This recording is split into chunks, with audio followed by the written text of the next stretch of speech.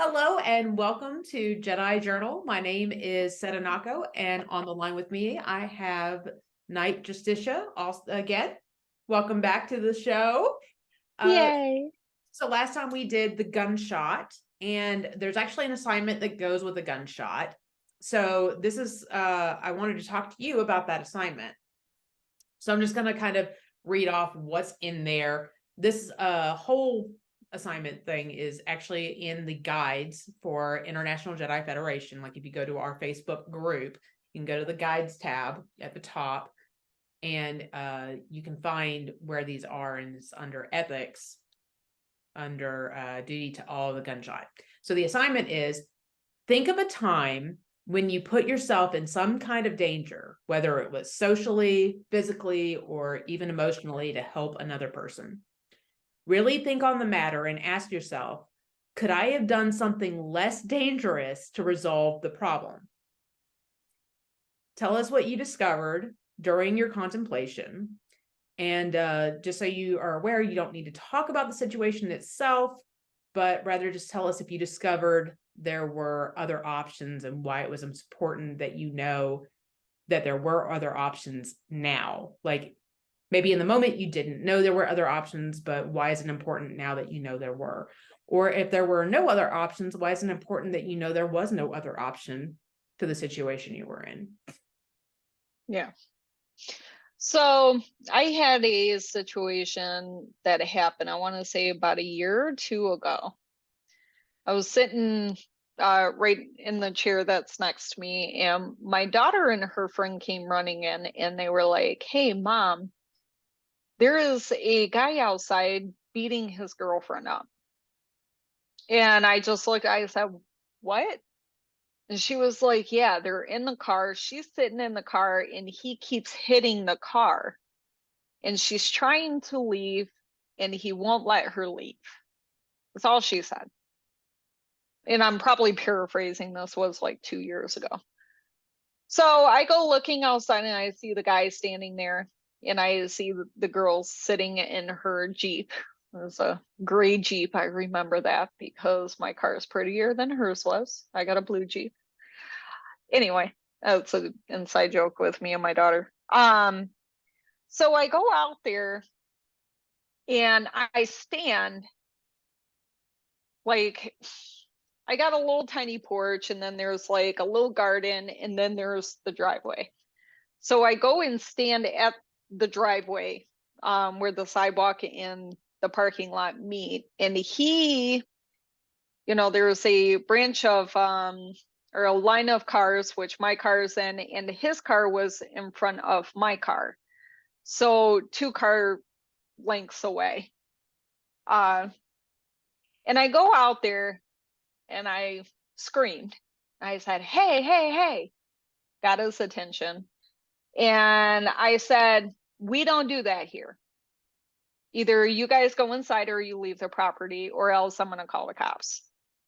And he got a little bit feisty with me. My boyfriend was sitting in his chair, kind of just watching the situation. And then one of my neighbors apparently was over by the garbage, which was on the other side of the parking lot, also watching the situation, which I didn't see him. Jeff said that he saw him. I didn't see him. But anyway, so I tell the guy, I said, "Either take it inside, leave the property, or else I'm calling the cops." Well, he got a little bit, "No, this is my property and I could stay here. I'm not going anywhere." And I said, "That's fine. But if you continue to keep doing this, I am going to call the cops. So you guys can take it inside or leave, or I can call the cops. There are kids sitting out here." Now, this is the whole thing. My daughter was, I believe, 11 at the time. Her friend that was with her was 7 or 8. And there were a bunch of kids outside watching this whole situation go down. And like when I was watching him, he was sitting there hitting the car and scaring the crap out of this girl. She's screaming, blah, blah, blah. I said, "So these are your 3 options. What is it going to be?" And he goes, "I'm not doing anything." I said, "All right, bet." I said, "I'm going to call the cops." He said, "Call the cops." I said, "Okay." So I came in here. Now, mind you, again, I'm 2 car lengths away from him. He's not coming at me. He's not, running at me. He's just yelling at me. Come inside the house. I call the cops, tell them about the situation. I said what was reported to me. So they asked what's going on. And I said my daughter came in, said that this girl got hit. He is currently standing in the car. She can't leave. She's screaming at him. He's screaming at her. He keeps hitting her car. I said, I don't know what the situation is, but we kind of need the cops to come out here because there are kids outside watching this whole thing go down. So for And anyone as that's not really of knowledge here, she Mhm. would know because she is a social worker, but it's Yes. actually one of the things that is supposed to be a marker of like if even if you are not abused as a child, if you witness that kind of abuse between two people, it can seriously damage their psyche. Oh God, yeah. And Reasons and why that's kind of, people will get pulled out yeah, of the home. yes. So those are things that like it translates. So it's important that everyone in here understands that the reason why this is a serious situation, like even though, it's because her children and other children were witnessing that, and that needs to be addressed. So it's not Well, just and like, and come in here, like and just it yeah, and that's kind of my whole thing. And this is going to sound really wrong of me. I am a survivor of domestic abuse. So I'm just going to throw that out there. I am a survivor of rape. I am a survivor of domestic abuse. I also grew up in a very violent household. So keep in mind that I really have gotten to the point, which probably is something I should work on. I honestly don't give a shit. Pardon my French. And so this is my whole thing. If it's happening behind closed doors and you guys are yelling, if there is a physical fight going on, I will call the cops. If I know that it is a domestic situation, I'm not going to call the cops. Like if I know that there is a history of violence, it is what it is. You guys are yelling, whatever, as long as she's not screaming for help. Like, if there is a immediate help, then I will call 911. Other than that, whatever you do behind closed doors is whatever you're going to do behind closed doors, because I know from personal experience, unless I really want to get out of that situation, I'm not getting out of that situation. And kind of going back to the bar thing, which we'll cover later on at some point, I'm not going to try to save somebody's life. That's not my job. So I'll actually explain the reason why I called the cop. Number one, I gave them options. I said, go back inside, you can leave the property, or I call the cops. Now, when I was on the phone with 911, they got up and went back into the house. So the police showed up and I walked out there and I said, they are back inside the house. Now, here's the whole thing. I did not know this, but apparently this is a very common occurrence. for this I did particular. not know that. Yeah, for this specific guy, it is his house. Apparently, and I found out later on, is that they have had the cops called on them quite a few times for domestic situations. She legitimately got the crap beat out of her. Now, 5 cop cars showed up that day, 3 to 5. I can't remember. I know there was more than one, more than 2. Just can't remember the specific thing. They had all of us go inside the house. They had their guns drawn and they were sitting there looking for this guy. They finally was able to get into the condo, whatever. They escorted her off of the property and she Well, left. yeah, because it's his She home. never came back. Yeah, she never came back. I never saw her again. So one of the things that I talked with my daughter about is great job. You saw a situation, you went to an adult, you did not try to, bring yourself into the situation. Great job. We called 911. And this is the whole thing. It's not my job to save her. Could I have went over there and tried to remove her off of the situation? I could have.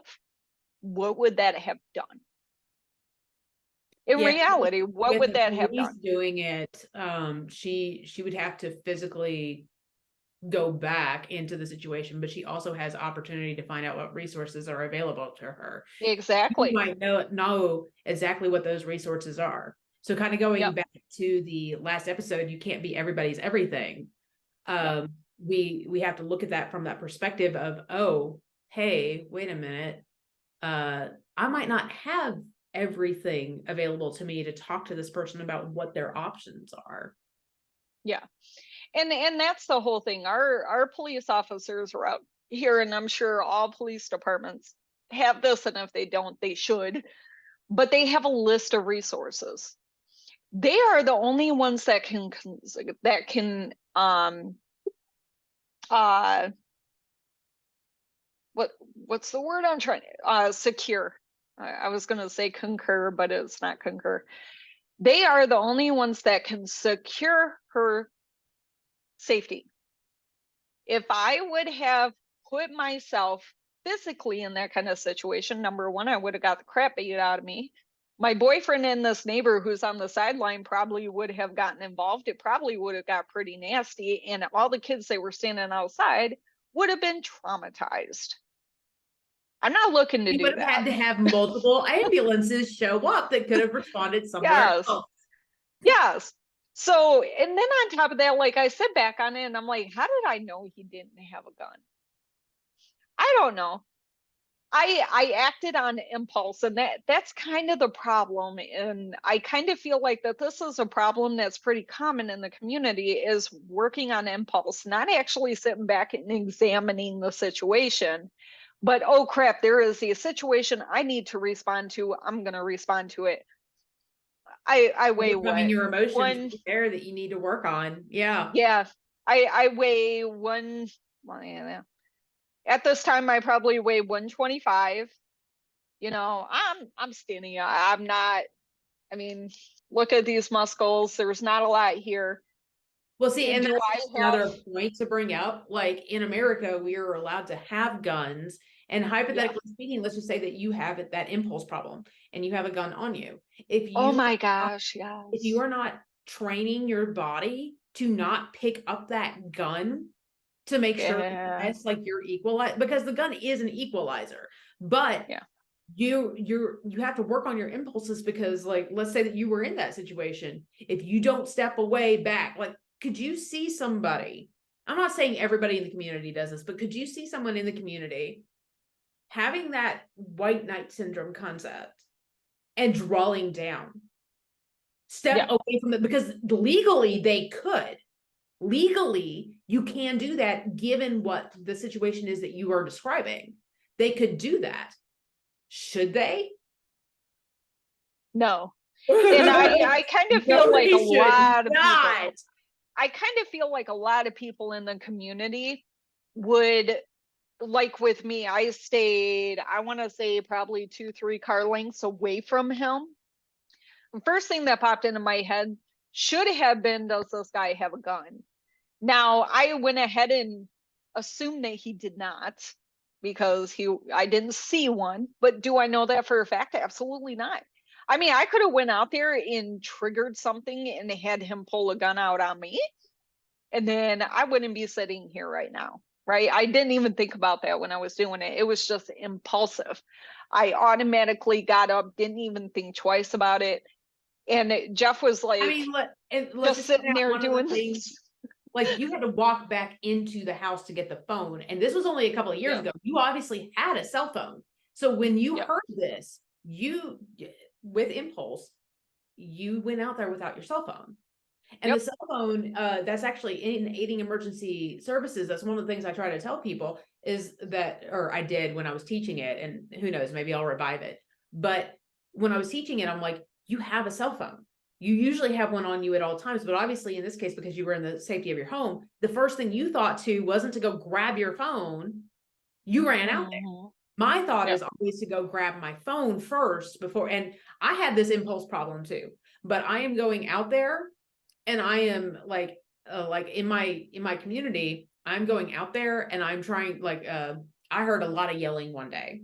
So we'll talk about my situation too, where I could have probably done this better. I heard a lot of yelling. So and it was really, really loud. Like people were coming out, and there was this one person that even brought her dog out, but she was walking her dog. Like she was just randomly walking her dog. And she had the dog out, and she didn't even want to go near this guy. She was freaking out. And I'm like, you have a dog. Your dog's going to protect you. Like if we walk over there together, I've got your back. And like nothing's going to happen to us. I promise you, nothing's going to happen to us because we're coming in numbers, and you got a dog. Like it's just, it was a big dog. Yeah. So I would not want to mess with this dog. Even if I did know that the dog was nice, I don't know that that dog's nice. I don't want to mess with that dog. So I was like, we could just walk by so I could get the plate number. That's all I wanted, was a plate number. Like nobody's going to say anything. I just want to get the plate number. I'll come back over here and I'll relay that information to the police.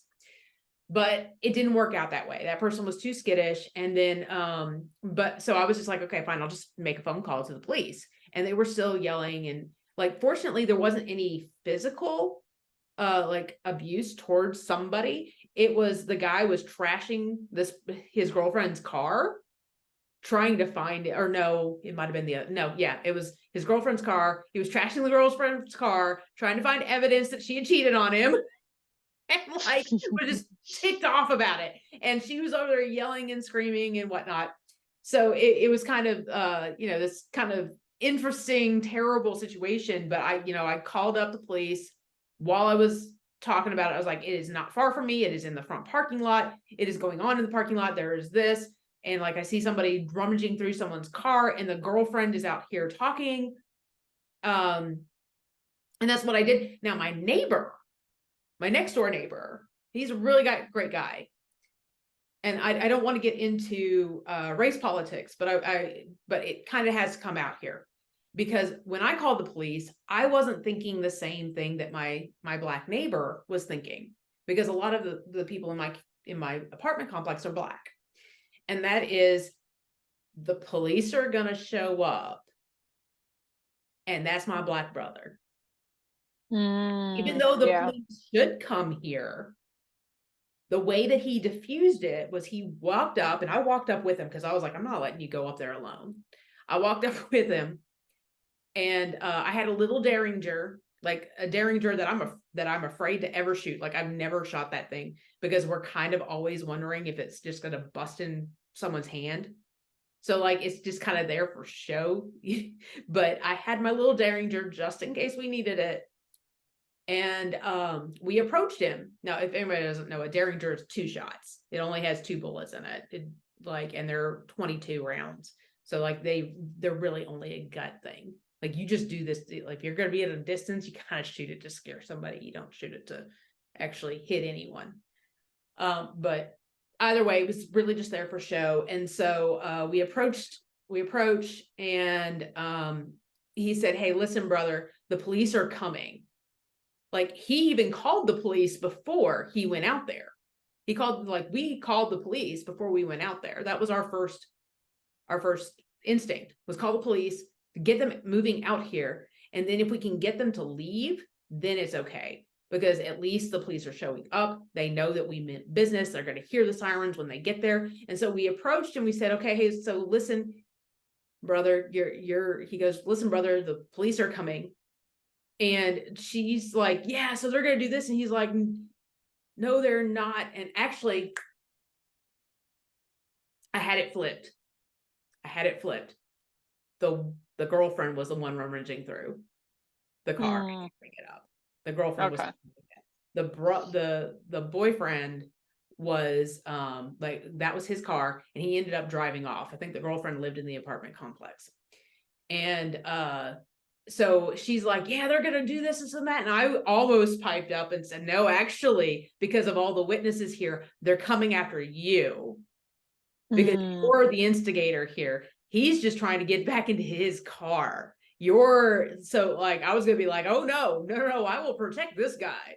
You're the one that's in trouble. But he managed to leave, and I got the car plate, and I handed it over to the police, and I'm like, and they're like, well, there's nothing we can really do. Like, if he lived in the apartment complex, maybe they could have Mm. done something, but because he wasn't the one that lived here, it was his car, and like they just decided to let it go.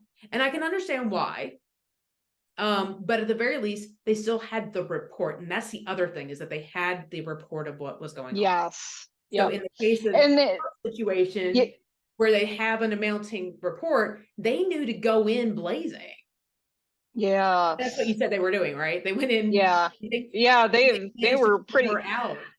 I was like, holy crap, yeah, they were just like yelling, and he was in the car. Like, either our cops are huge when it comes to domestic violence, or they knew something that I did not. And that's kind of the key point, is that you don't know, No. right? I had a situation, and I'm gonna kind of piggyback off of this. I had a situation where I had to go to the psychiatric unit at a hospital. And I go walking in there, and this guy comes up to me, and he's like, "Hey, what's your name?" And I just look at him, and I said, "Why do you want to know my name?" And he was like, "I want to marry you." And I'm like, "Oh, well, I'm flattered. unfortunately, I'm not interested. Thank you, though." And I go upstairs, I go to the psychiatric unit. I'm probably there 45 minutes, and I go to leave, and he's still standing in the lobby. Now, I can automatically assume, based off of, hey, I'm going to marry you, in the way that he was coming off, that, this is not a normal conversation, right? I'm going to go ahead and probably jump to the conclusion that he probably just left the unit that I was at, right? Probably not. I don't know. I just know that this is not a normal conversation. And I caught onto that real freaking quick. So I go into the lobby. There he is again. Hey, let's go get married. And I'm like, no, have a nice day. And I start walking out. Now, mind you, this is like in the middle of the winter.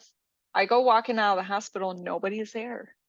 But I'm walking to my car, and I hear something behind me, and I turn around, and it's I remember him. this. He followed you. Yes. He followed me outside. He was following me to my car. Now, again, I have a history, and I'm going to kind of piggy off of that here in a second. I'm not easily pushed around. You take me into a situation like that, I'm going to stay very, very quiet. But believe me when I say, my survival techniques are going in 50 different directions. What can I do next? Because I am a survivor. So I look at him, and I'm like, oh crap, I'm out here alone. I automatically go into a fight stance. Automatically. One foot goes back. I have my hands like this, and they're automatically like this. And he sees it, and he stops dead in his tracks. And I said, what can I help you with? And he said, well, I'm looking for a restaurant. I said, well, there's a restaurant right down the street. And he goes, oh, okay. And I'm like, anything else that I can help you with? And I'm making dead eye contact. Like, you are not coming after me. I wait until he turns around, walks back into the hospital before I turn around, and I go out to the car. Now, there's a lot of situations that could have went wrong with this, but one of the issues that I have realized, having the history that I have, and I even notice it with my job, I have dealt with a lot of suicidal situations. I have dealt with a lot of high crisis situations. If you were to take me and, I don't know, Twyla, for example, and if you take us into the same room, and you have someone that is in a crisis and starts like showing symptoms right there in the room, you're going to have Twyla that freaks out. You're going to have me that's calm as a cucumber and watching every single step that's taking place. And I am analyzing the whole freaking time, and I'm looking at the next move, and I'm looking at what can I say to try to calm this person down. I start going into crisis intervention and stuff like that, because that's where my training comes into play. So But in also using Twyla, who is much younger, but I think that oh people yeah, understand that even someone that's our age, they would still mm-hmm. react the way that Twyla does, because they don't have the same training. They don't, and as you point out, they don't have the same background to pull from. And by background, I mean like your history Yeah. from your childhood to now. Well, so, So and that actually brings up a point. My mom, who had a personal situation that happened with someone with dementia, right? She calls me up freaking out one day because the person that was staying with her has dementia and she didn't know how to maneuver around the situation. I went over there and took control over that situation in a heartbeat. And she just looked at me and she was like, "Good God, man, you could tell that you have been in that kind of situation." I'm like, "Yeah." Where situations for other people might freak them out, I am so crisis driven that it really doesn't bother me as much as it would with someone that doesn't have that experience. But that also comes back and haunts me. And that's kind of what I want to touch base on, because I kind of feel like a lot of people in the community are like, well, yeah, I am trained to do X, Y, and Z, and I'm going to go out there and I'm going to white knight this. And it's kind of like you realize by doing that, yeah, you have the confidence, yeah, you have the experience, but yes, you're also going in there very, very blindfolded. You're going in there with tunnel vision and you are not willing to look at the other situation that might be going on around you. And it kind of goes back to, I can't remember if it was Star Wars or another movie, but I kind of feel like, no, sorry, it was Three Ninjas. And they're standing there on the bridge. And I think that they kind of touch base on this on Star Wars in one of Luke's situations where he's fighting with the lightsaber and he's blindfolded. In the Three Ninjas, there's a situation where it's completely black and they had to stop and stand and kind of pay attention to their surroundings around them, but they had to stop doing what they are doing in order to see the situation that's around them. And when we are working on instinct, like me running outside to try to help this woman, or try to stop that situation, or in the hospital parking lot, well, actually I was in the main road walking out to the parking lot, I completely went tunnel vision. I'm not paying attention to what's going on. He could have had a friend behind me that I wasn't even aware of because I was so hyper focused on him that it just wasn't going to happen.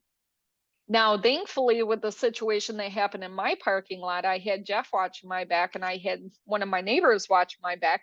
It could have turned very sour very easily, not knowing the situation. So we got to be very, very careful about running out into a situation. I don't care how much training you have. Mhm. When you have that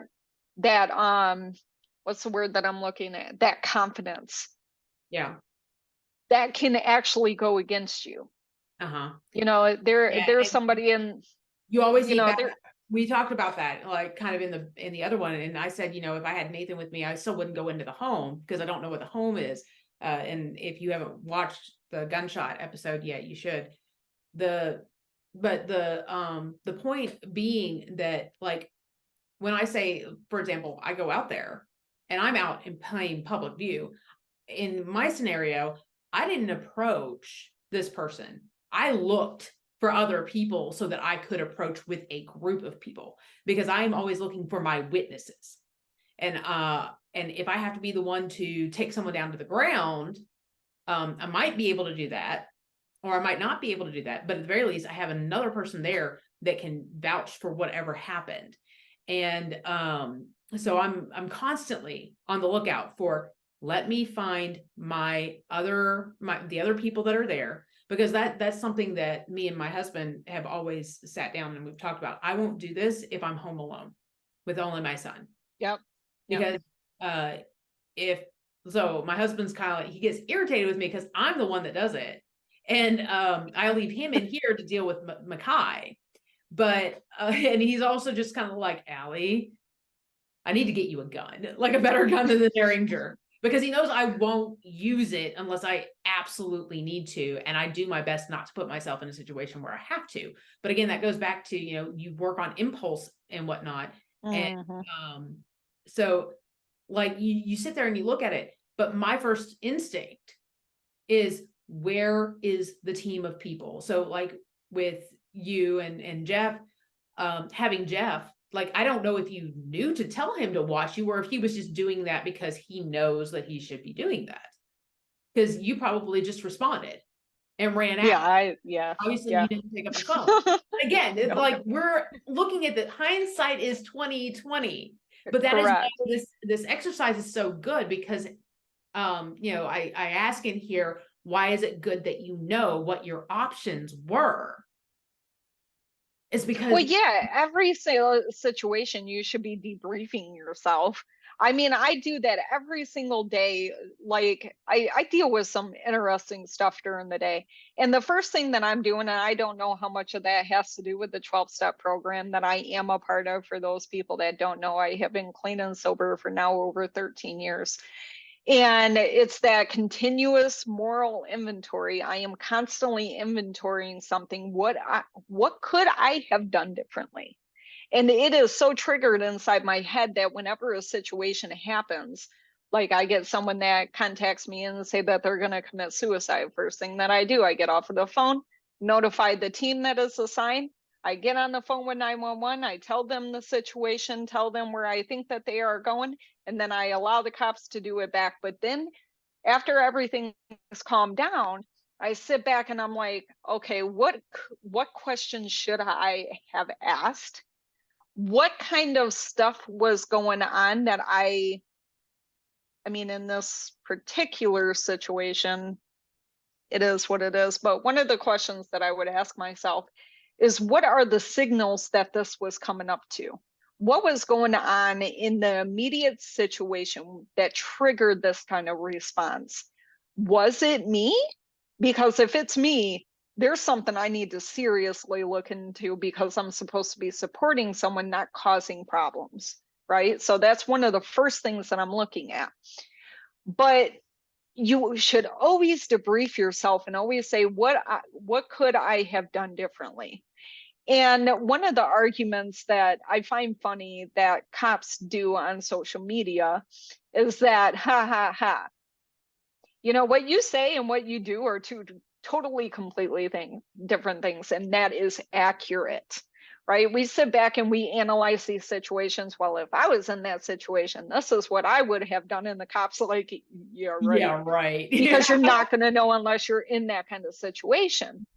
But there is a thing of conditioning the brain and conditioning responses to certain situations. And you can mentally train yourself to prepare in situations like that. And even, one of the biggest things about martial arts, and the reason why it's so popular, is that repetition. You are constantly going through repetition. You go to a elementary school and they do fire drills, they do tornado drills. Why? It is a reputation. You have to train yourself on how to respond to certain situations. Every situation is going to be differently, but you can approach a situation with a certain pattern. Yeah. That is not going to put you in physical danger. So one of the things that people get, like, some people think, oh, it just helps me feel better, but like they don't actually get to see, typically, because situations are so, independent of themselves, that they're like, oh, well, I'll probably never find myself in a situation like this again. So Yeah, you shouldn't even say though that. I'm thinking about it and I'm debriefing myself and playing through the situation, like, what could I have done differently? Sometimes that information does come back and it becomes really, really useful. Like for me, I know to find my phone every time. And that's because, like, I went out one time without a phone. And I'm like, no, I need to have that phone on me. So well, how and that's often kind of I was going to ask, how often does it take, or does your debriefing come back to help you later?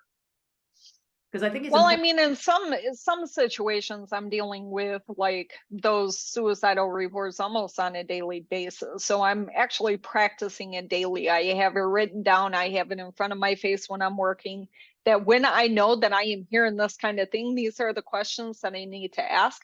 So they actually tell you to come up with for certain situations, like people reporting that they want to commit suicide or hurt themselves in some way, shape, or form, that you actually have a dialogue right in front of you. You have the questions already prepared. You just look at it and you read it.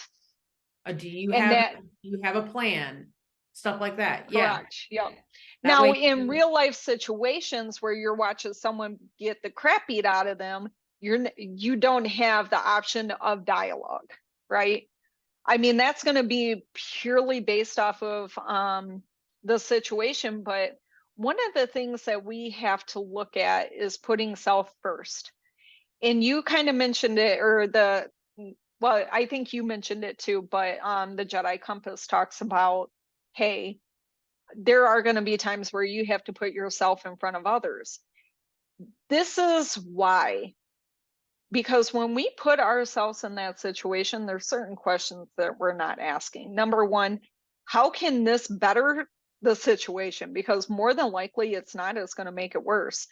But the second question is that we don't even think of during that moment because we're so focused on other people. Let's say Jeff wasn't here and that car wasn't there. Me and my daughter are standing out there. The guy pulls out the gun and shoots me, and I'm dead. What's going to happen with my daughter? Like, it's nice that I'm trying to save this girl, but I'm not considering the danger in the situation that I could be causing Mhm. for my family. You And know, that one of would be the, exactly why I don't do this unless Nathan's at home. yeah. And But, like, one of those are the things that come things, to mind. well, one of the things, my husband passed away from drug abuse, right? His friend actually died a few months prior than he did. And we were standing down in the laundry, and he was like, I wish he would have thought how this impacted his family before he picked up that needle. And I remember that particular because when he died, I remember thinking the same thing. Well, you said that about your friend, but you couldn't do that. Like, you didn't think about the rest of us and how we're going to be impacted. And we see a lot of stuff like in the military, there's a lot of wives out there, they're not thinking of us, when they're walking out there, and our husbands or our wives are constantly being put in danger, and what's going to happen to us if something was to happen, and blah blah blah. But we don't think on those terms when we're in those situations. Like, you really need to sit back and say, hey, listen, I am a single mother. I do have natural supports, but if something happens to me, Twyla either goes over to my mom or she goes into the system. It's that simple, right? I'm not thinking of her when I'm walking outside looking to, cause a problem. What is going to happen to her? She's going to lose her home. She's going to lose her dog. She's going to lose her family. She's going to lose her school because she won't be able to live here because I'm dead, right? She doesn't have a mom. She doesn't have a dad. Those are not things that I'm thinking of when I'm walking outside.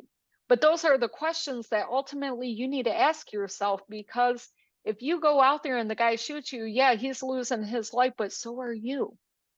Mhm. I mean, it's that simple. And so is the family that you are associating with. And in reality, in one of my favorite subjects, what can I do versus what should I do?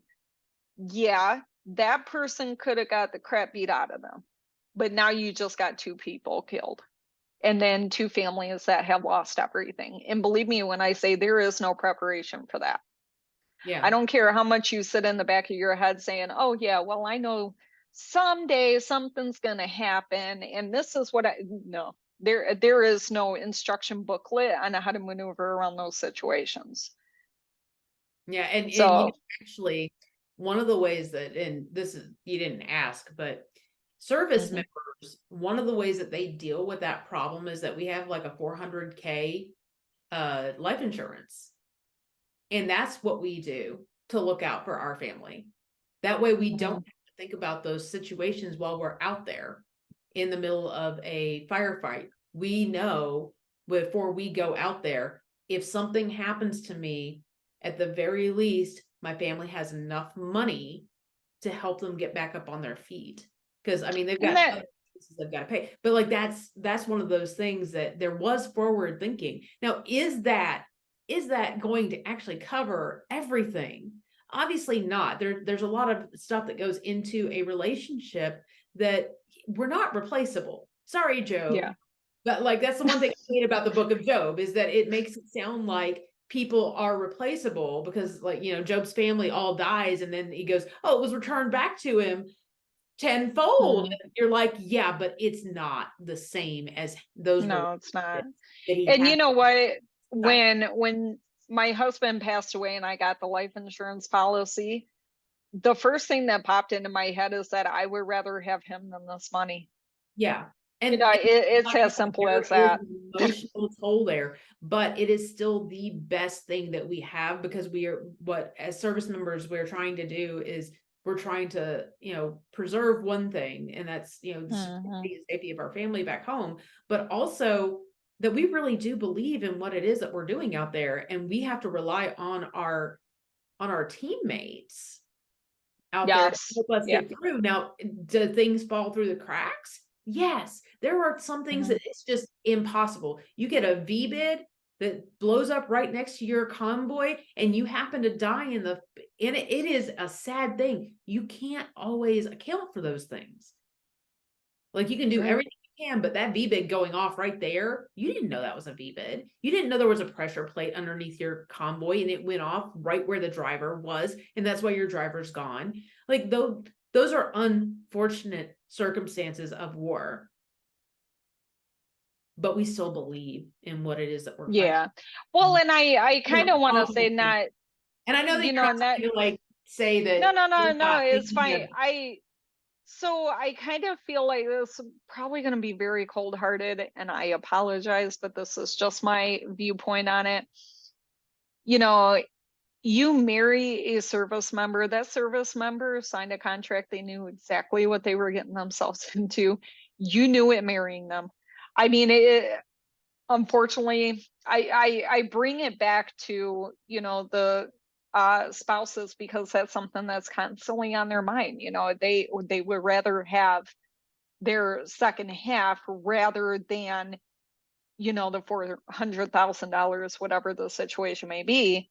Um, but just like marrying a cop or marrying a fireman, I mean, they know the risk, you know the risk, and I'm not trying to, Say that not they're show empathy towards that, but it's a lot different than, having, like my husband, who was working at um a door construction agency where he was installing industrial doors.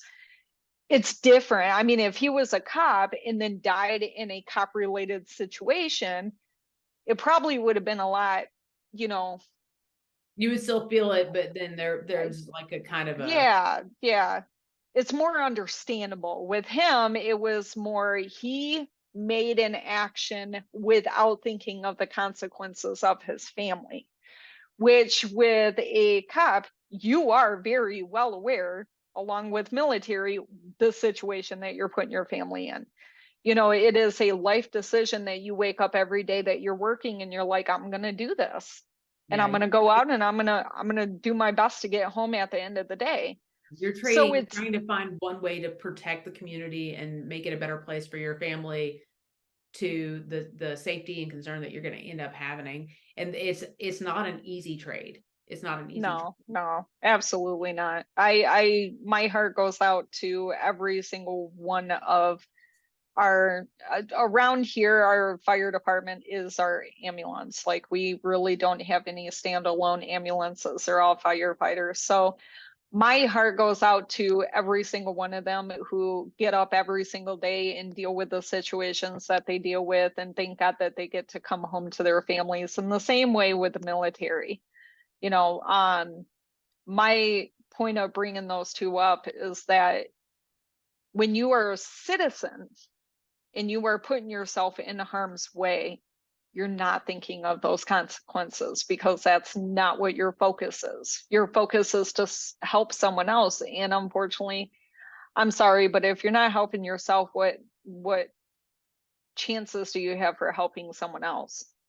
Yeah, I no, mean, it's a very important thing. Like, when we went to go do the revision for the Jedi compass, somebody came back and they were like, why does this say that you will put yourself first? Don't you mean that you put yourself second. And I said, no, no, it means exactly what it says. Well, and that's the whole thing. The community has this idea that you sacrifice yourself for the other people. And I'm like, that's all nice and dandy in the movies. Especially with the Jedi in the movies, is that they didn't have families. It was actually forbidden during that time, right? I Yeah. mean, they were kind of like standalone monks where they didn't have that kind of responsibility to think off of. Here in the real world, you die, your family loses that money, that income. Like with me, my husband passed away. I couldn't afford that house. Not that I wanted to live in that house because that's where he died. I couldn't afford it. Like it's not just losing your spouse. You lost your house, you lost your day-to-day life, you lost that support, you lost that. There's so many different things that you lose. It's not just about the money, and it's not just about losing your husband. Your whole life is completely gone. And it's gone in a split of 5 minutes. And then they have you doing all of this legal documentation and you forget how to write your name because you're still in a shock. So there are certain things that we don't think of. Oh, well, yeah, I sacrifice, at least you know I sacrifice myself for the will of someone else. And I'm like, really? I Yeah. mean, if you don't have a family, fine, I get it, but you're not thinking of your family, are you? And in no offense, when it comes to me, if I had to choose a stranger over my family, guess what? Right? I'm going to always want to choose my family because that is my family. I have an obligation to them. If something happens to me, yeah, Twyla gets my life insurance. Yeah, she gets the 401k. She gets all of this cool stuff, but she loses a mom. She loses that guidance. She loses her home unless somebody, my mom kept it up to date. And usually you have two parents that the one parent would kind of take over the other parent, but she wouldn't have that. Yeah. You know, it's not just about the financial situation that you're sacrificing. It's not just that you're sacrificing yourself to help someone else. You're sacrificing yourself and your family. It's not just about you. And when we say put yourself first, we're not we're talking about putting your well-being first, your mental health well-being, especially because God knows that we sacrifice that every single day for other people, especially in our work lives. But when we say put yourself first, we're not just talking about your physical self. We are talking about everything that you bring into the world, everything that create. Let's just say that IJF, I'll just use them as an example. Something happens to Gabe, Ross, Allie, and Karina, it'll be gone, right? Unless someone else steps up. I mean, it's not just about them, it's about Yeah, the there's world that actually they been a create. joke before. Chicago Jedi started the joke, and it's that somebody, so when gatherings happen, somebody stays back. Like, and it started as, oh, well, you're staying back. I guess you're our designated survivor. And that kind of came into the council at IJF. It's like, oh, you're not going to the Jedi gathering. If something happens, you're our designated survivor. Like I mean, our government does that, right? Like our government, they they don't keep travel the our, president and the vice president in the yeah, they same keep them exact plane. separated. So Yeah, I mean, there's that's a the thing. there's a quote by a Sith. He's a member of the community. He's not really around the community anymore, but when he made this quote, he was actually a nurse at a hospital. And I love this quote. It's, a martyr complex is not needed and benefits no one. It's good to want to help, but be realistic. Yeah. I freaking love that because it brings to the point, like, Sarah, how much more can you bring to the table by continuing to be a social worker if you stay out of a situation that could potentially get you killed? Like, those are things that we have Yeah, to look at ourselves. And if you look at yourself and you say, I'm not worth anything, you haven't been looking at what you're called to adventure in. right.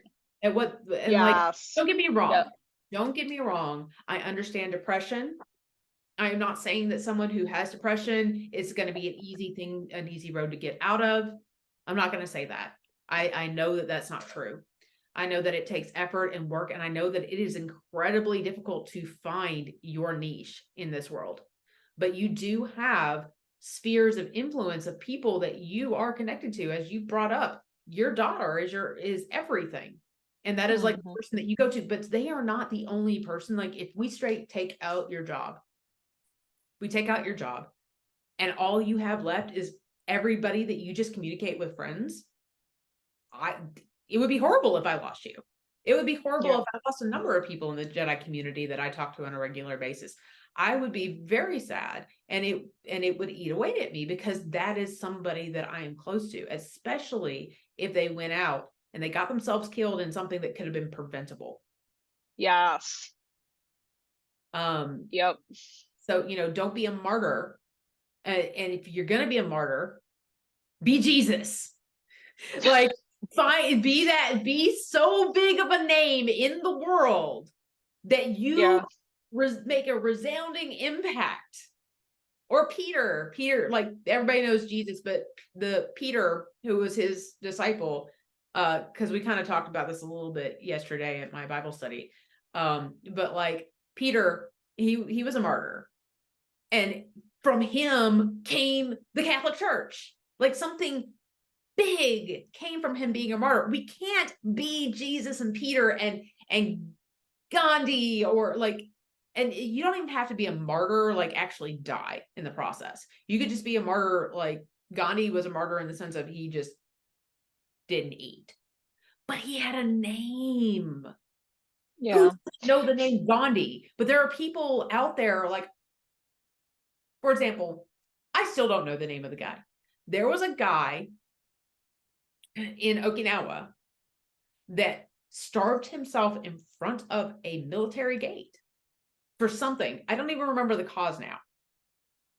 That guy's martyrdom didn't mean anything. Like, I hate to say that, but it didn't mean anything because the people didn't know who he was. And his cause, like, remember, I just said, I don't even remember the cause of it. I don't remember what he was fighting for, because he didn't have the name that was needed to back him up. We can't be those people if we don't have that name. Like if I huge name in the community, if I died today for the Jedi community, it's not going to say anything. Don't be a martyr for martyr's sake. We have so diverged from the topic. I know. This is so us. This is so us. So I have a question, and you didn't really ever get around to it, but that was kind of circling back. What did you, or when you look back at your situation, and I might actually splice this up a little bit so that I can turn it into a couple of shows. I don't know. But when you look back at your situation, the one where you're in the yard or in the front of your apartment or your condo rather, and you play back that scene, and you come up with different ways that you could have looked at the situation differently. Have you ever found that by doing that kind of thought process, that kind of debriefing, that you do use whatever it is that you came up with during your debriefing? Or is it just something that's kind of there in the back of your head and it just makes you feel better? Maybe. I mean, in an ideal world, I'm Superman and I went out there and everything, went out. I mean, so here's the thing about the brain, is that it's constantly trying to find new ways to survive situations. That's the reason why trauma stays inside our heads and we don't always remember the fun times, right?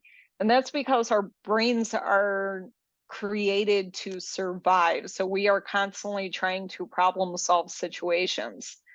I kind of feel like our brains don't rest unless we have some kind of solution that makes us feel better about the situation at hand.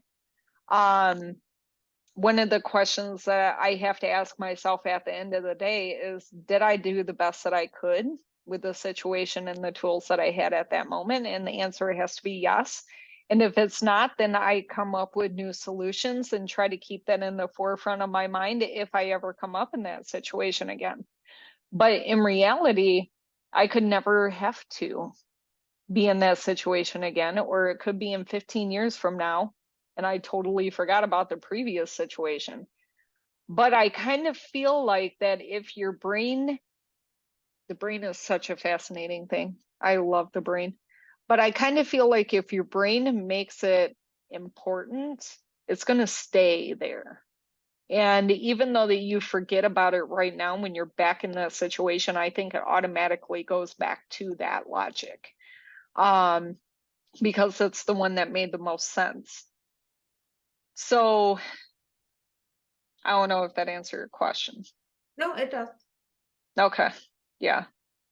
I mean, ultimately, at the end of the day, when I'm like, oh, yeah, I feel good about that situation. I did what I could. That's what I have to ask myself, is that I can't beat up on what ifs. I have to look at, I had these tools at this time. I didn't consider X, Y, and Z. I did consider A, B, and C. And this is how I responded. Was it okay? Is she safe? Yeah, she was escorted out of the situation. She never came back. And that was the thing right there, that I can't secure safety. The police officers did. They gave her the opportunity to leave, and she did not have to come back. Like, they probably gave her a list of resources. She left, and I never saw her again. And I could have saved her life. I don't know. But I did the best that I could. And even if I did see her come back, I would just shrug my shoulders and say, well, as long as this stays behind closed doors, because you can't force someone to leave that kind of situation. If they're not ready to leave, they're not going to leave, which is the biggest issue that I have with people trying to insert themselves into domestic situations, is that it's nice and dandy when you do that. But if the person's not ready, they're not ready, and they're not going to leave, and you are causing more problems. Like, the only thing that you could really do is stand on the sideline and be a support for them. And then when they are ready to leave, then get them out of that situation. But don't try to do it until they're ready, because they're just going to end up back in that situation. It's going to be 10 times harder on them. So that's the opportunity that I provided to her that she did not have. I got the police involved. They escorted her out of the house. That gave her the freedom to go out and get help and never come back. And that's what I think she did. So, could I have done things differently? I'm sure. But, it is what it is, and that's a reality. And, thankfully she's never came back. So, and I've never seen him either. So I don't know. Maybe they moved over to her house. Who knows? But I can't look at those what ifs. Right. Maybe the HOA kicked him out. Yeah. Yeah, that too. Yeah. So. All right. Well, thank you for joining me as we learn to awaken the Jedi within.